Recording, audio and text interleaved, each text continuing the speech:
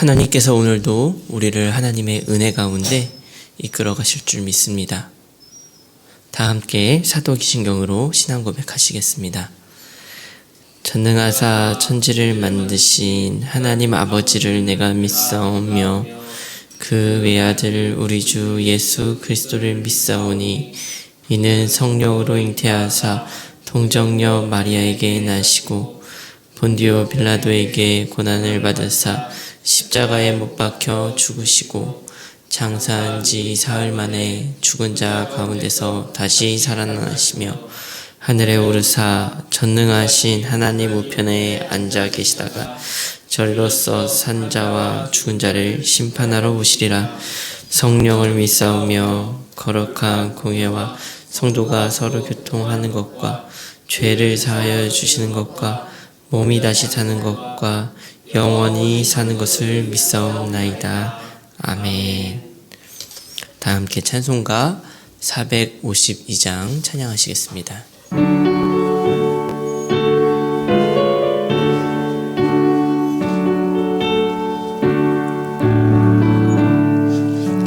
내 모든 소원 기도의 제목 예수님 앞에 원합니다.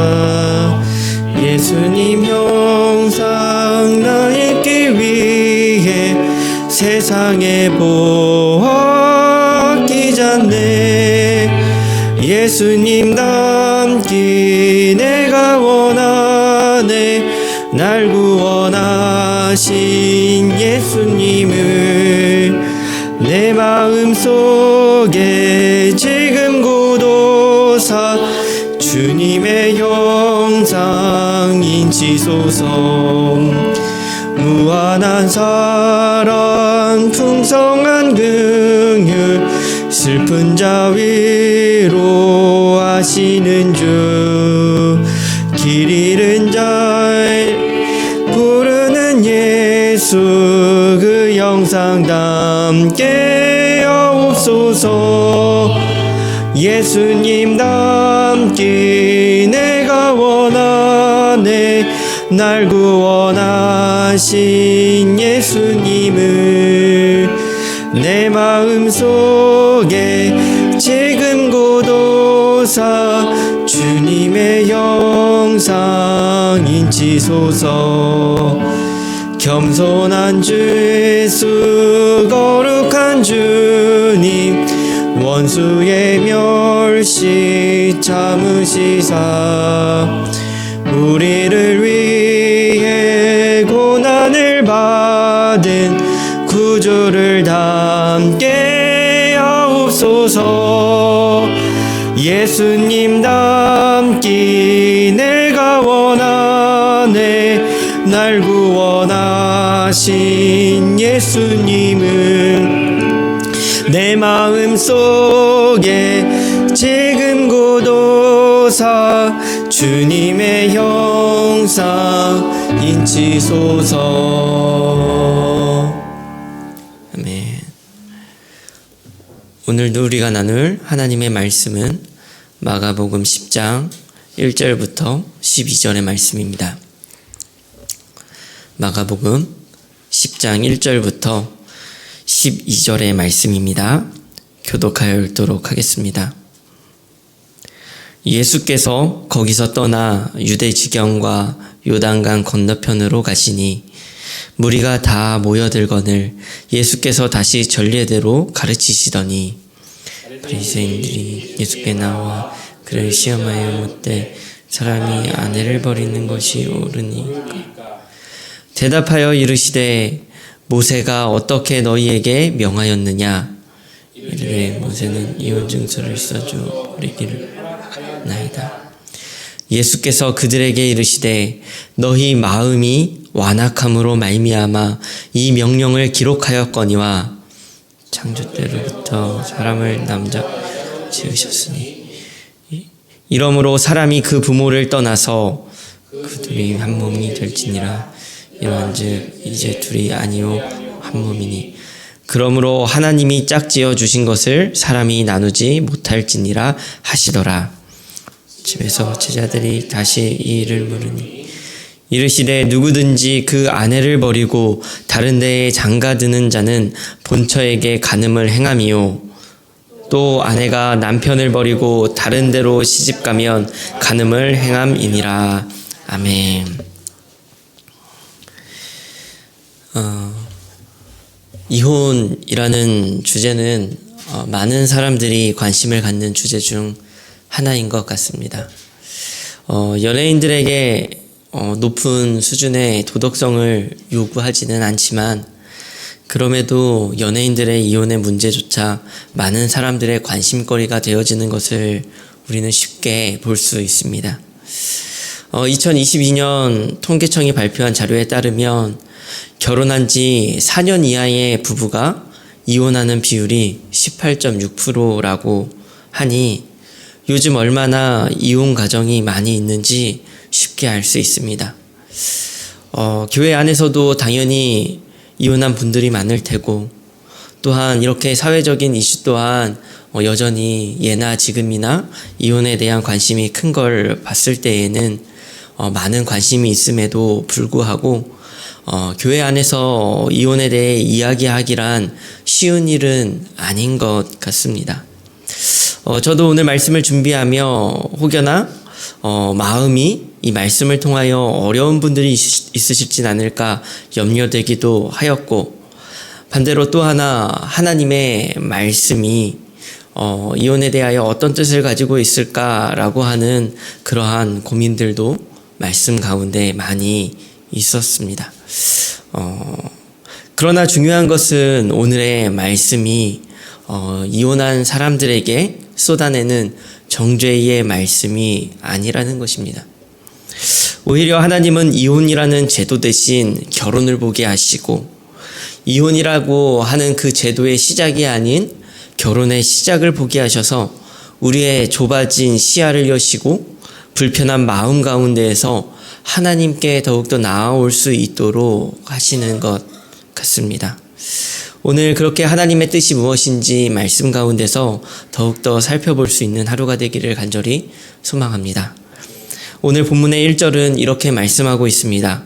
예수께서 거기서 떠나 유대 지경과 요단강 건너편으로 가시니 무리가 다시 모여들거늘 예수께서 다시 전례대로 가르치시더니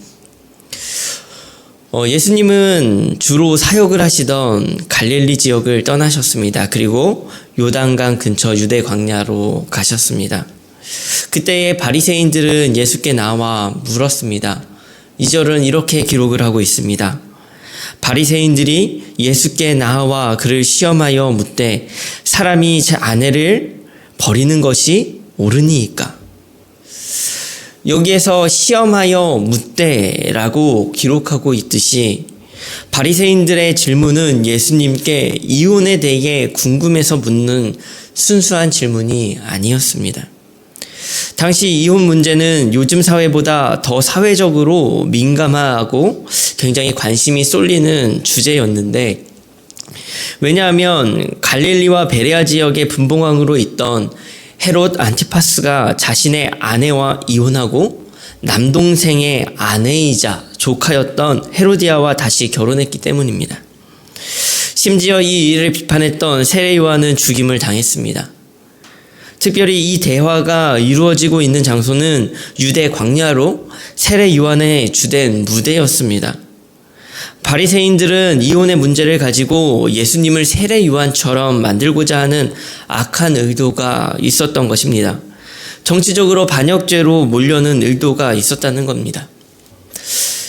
이혼의 문제는 이 시대의 뜨거운 감자였습니다. 바리새인들 안에서도 의견이 분분하게 나뉘었습니다. 간음의 문제 이외에는 이혼이 불가능하다는 보수적인 학파가 있었고 간음이 아니더라도 잘못을 하거나 싫어진 경우에 이혼을 할 수 있다라고 하는 진보적인 학파가 있었습니다. 그러니 그 질문의 대답은 둘 다 만족시킬 수 없는 것이었습니다. 어떤 형태로든 공격당할 수밖에 없는 함정이 있었다라고 하는 것입니다. 그들은 예수님을 시험하고자 질문을 던졌지만 예수님은 그들의 질문에 대응하고 시험을 피해가기 위한 답이 아니라 하나님의 마음으로 답을 해주셨습니다. 예수님은 먼저 이혼 증서를 허락한 모세에 대해 물으셨습니다. 예수님은 모세가 무엇을 명령하였느냐고 물으셨고, 바리새인들은 4절에 이렇게 대답하였습니다.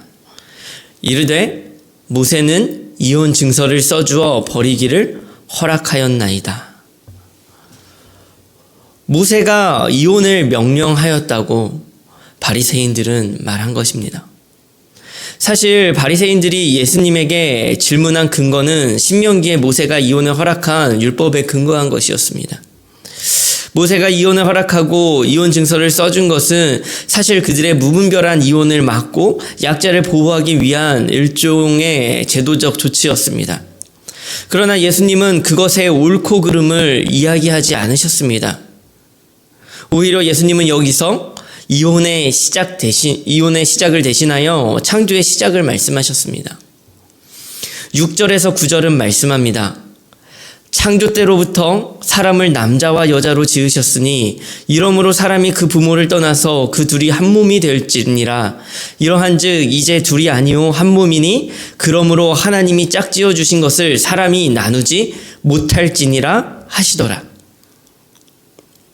창조의 시작은 모세가 아니라 하나님께서 정하신 것이었습니다. 예수님께서는 5절에 분명하게 말씀하셨습니다. 예수께서 그들에게 이르시되 너희 마음이 완악함으로 말미암아 이 명령을 기록하였거니와. 이혼의 시작은 모세였고 이혼의 원리는 인간의 완악함이었습니다. 예수님은 이혼의 시작과 원리를 통하여 창조의 시작과 원리와 그리고 정신을 말씀하시는 겁니다. 창조의 시작은 하나님이셨고 창조의 원리는 하나됨의 원리였습니다. 삼위일체 하나님께서 한 분이시듯 둘이 한 몸이 되어지는 사랑의 원리를 말씀하시는 겁니다. 창조의 정신은 허물을 덮는 희생의 사랑이었습니다. 우리에게 하나님께서 말씀하시는 것은 창조의 원리를 따라 사는 것입니다. 시대가 변하고 상황과 환경이 변합니다. 그러나 변하지 않는 것이 있으니 그것은 창조의 원리입니다. 11절에서 12절은 예수님께서 밖에서 다 하지 못했던 말씀을 제자들에게 하십니다. 이르시되 누구든지 그 아내를 버리고 다른 데에 장가드는 자는 본처에게 간음을 행함이요 또 아내가 남편을 버리고 다른 데로 시집가면 간음을 행함이니라. 이 말씀이 어쩌면 이혼하신 분들에게는 정죄의 말씀으로 다가올 수 있다라고 생각이 되어집니다. 그러나 예수님께서 말씀하시는 것은 이혼 그 자체가 아니라 결혼에 대하여 꾸준히 말씀하고 계시는 것입니다. 결혼의 시작을 기억해 보십시오. 결혼의 시작은 변하지 않는 사랑입니다. 변하지 않는 언약의 관계 안으로 들어가는 것입니다.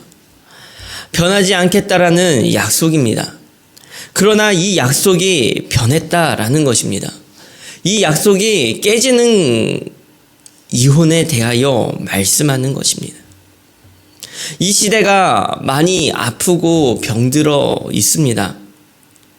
이 시대에 이혼의 그 비율이 늘어나는 것만 봐도 그렇고요. 제가 청소년부 사역을 하지만 이 시대는 손절을 너무나도 쉽게 생각하는 시대가 되었습니다. 친구와 친구의 관계를 쉽게 끊어냅니다. 조금만 마음에 들지 않아도 손절한다 라는 말을 하면서 쉽게 관계를 끊어내고 단절하는 것입니다.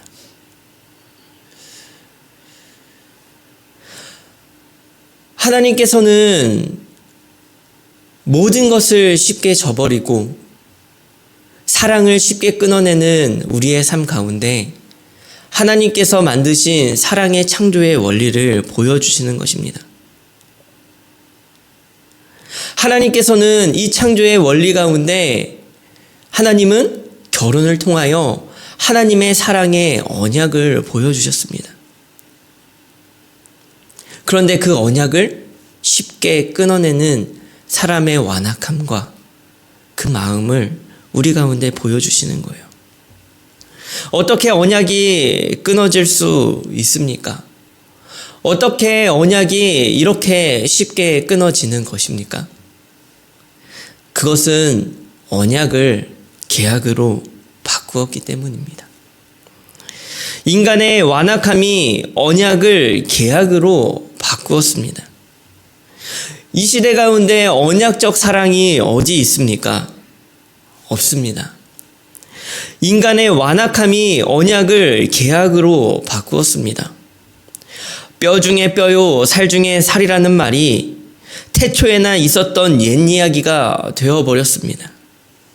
언약적 사랑으로 하나가 되어야 할 가정이 아파하고 있습니다. 결혼은 계약이 되어버렸고 가정은 완악한 사랑의 결정체가 되어가고 있고 교회는 신앙을 배우는 학원으로 변질되어 가고 있습니다.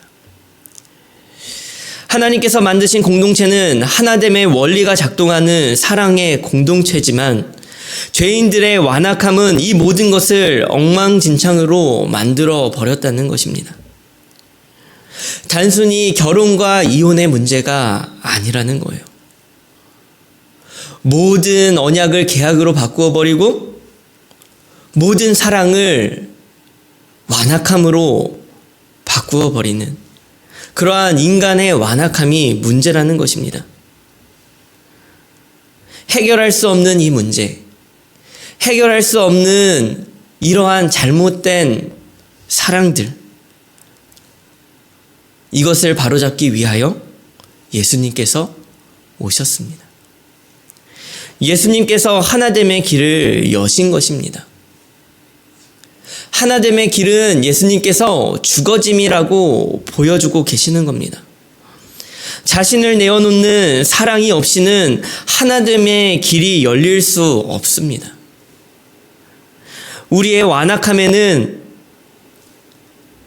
하나됨의 그 사랑이 필요한 것입니다.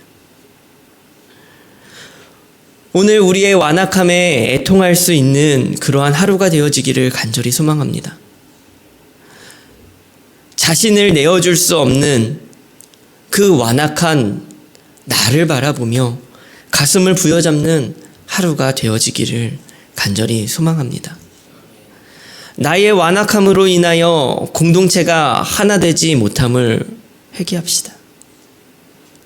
주님처럼 미랄이 되기를 소망하며 완악함으로 내 마음을 채우는 것이 아니라 주님의 마음으로 나를 채울 수 있는 주님의 마음을 나에게 달라고, 그래서 주님의 마음으로 우리의 무너진 공동체들을 하나하나 회복시킬 수 있는 그러한 한 사람이 되어지기를 간절히 소망하는 하루가 되었으면 좋겠습니다. 말씀을 정리합니다. 우리의 삶 가운데 우리의 완악함을 돌이키는 우리의 삶이 되어지기를 간절히 소망합니다. 결혼과 이혼의 문제에 사로잡히는 것이 아닌 우리의 완악함을 돌이켜 예수 그리스도의 사랑으로 가득 채울 수 있는 우리의 삶 되어지기를 간절히 소망합니다. 우리 함께 말씀을 기억하며 기도했으면 좋겠습니다. 우리 첫 번째 기도하실 때는 주님, 그릇된 사랑과 이기심으로 공동체를 허무는 우리의 완악한 마음을 용서하여 달라고 기도하며 나아갔으면 좋겠고요. 두 번째 기도하실 때에는 예수님의 사랑으로 공동체를 살리게 하시고 창조의 원리와 질서가 우리의 마음의 기준이 되어 가정과 교회, 공동체를 하나 되게 해달라고 그렇게 기도하며 나아갔으면 좋겠습니다. 마지막으로 이웃과 나라와 민족을 위하여 기도하는 날입니다. 기능과 효율이 전부인 이 시대에 생명과 조화의 가치가 회복되게 하시고 또한 우리가 이 이웃과 나라와 민족을 회복시킬 수 있는 한 사람이 되어지게 해달라고 우리 그렇게 오늘 하루 기도로 나아가도록 하겠습니다. 함께 기도하시겠습니다. 하나님, 우리 가운데 함께하여 주옵소서. 우리의 마음은 늘 완악하여 하나님, 우리는 계산을 하고 우리는 그렇게 사랑이 아니라 계산으로 살아가는 것이 우리의 삶임을 주여 고백합니다.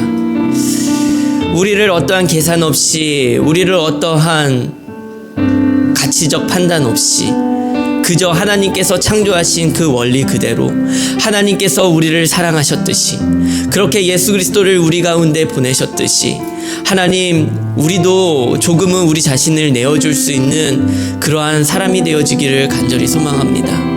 하나님, 우리가 모든 것을 품을 수는 없어도 조금이라도 예수 그리스도를 닮은 그 사랑의 마음을 우리가 채워갈 수 있기를 주여 간절히 소망합니다.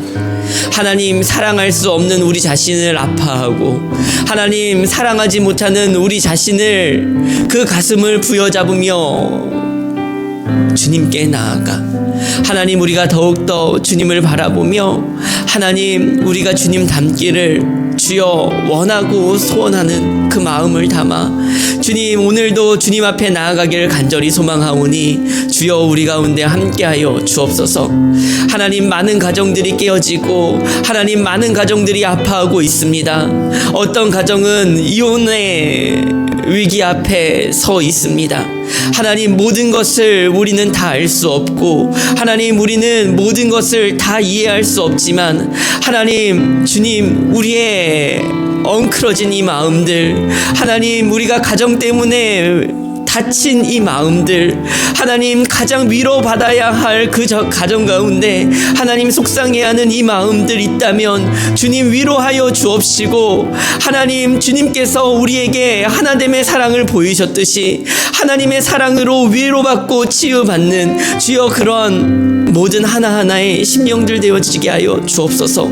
하나님, 이 시대, 이 나라와 이 민족과 우리의 이웃들을 위하여 기도하오니 하나님, 기능과 효율로 하나님, 모든 것을 판단하는 이 시대 가운데 주의 사랑이 더욱더 필요하오니 주여 주의 사랑이 회복되어지게 하시고 우리를 통하여 이 시대와 이 민족이 하나님 회복되어짐을 볼 수 있는 그러한 귀한 은혜가 하나님, 우리의 삶 가운데 펼쳐지도록 주님 인도하여 주옵소서. 오늘도 주님의 은혜를 사모합니다. 오늘도 주님의 은혜를 구합니다. 하나님, 이 세상 가운데 느낄 수 없는 그 사랑이 우리를 덮어 하나님, 우리가 그 사랑에 힘입어 살아갈 수 있도록 주님, 이 시대를 바꿀 수 있도록 우리가 그 사랑을